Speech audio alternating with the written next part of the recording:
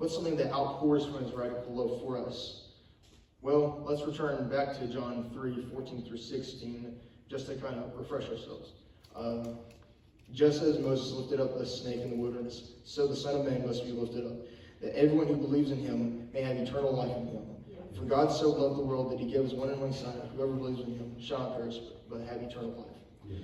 We see something that pours from God's love for fallen humanity is the desire to heal and redeem us.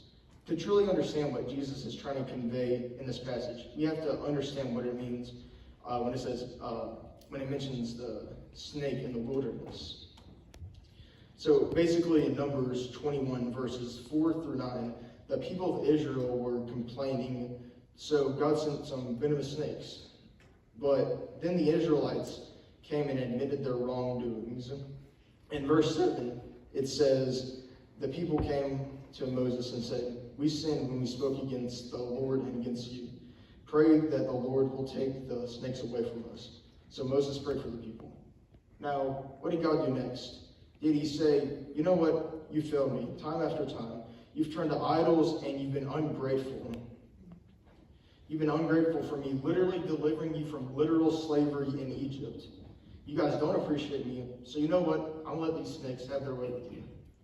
But he didn't say that. In verses 8 and 9, it says, the Lord said to Moses, make a snake and put it on a pole. Anyone who is bitten can look at it and live. So Moses made a bronze snake and put it up on a pole.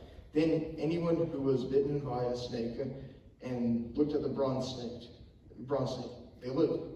We see that when people return to the Lord, he is a loving father, ready to take them back.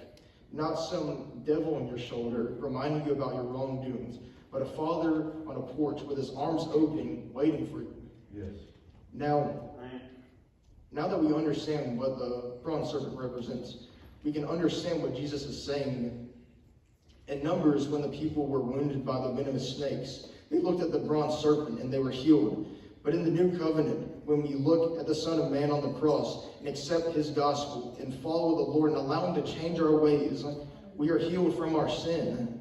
Yes. It is in this we see an aspect of the character of the Lord that is that he desires to redeem us and heal us from our sin.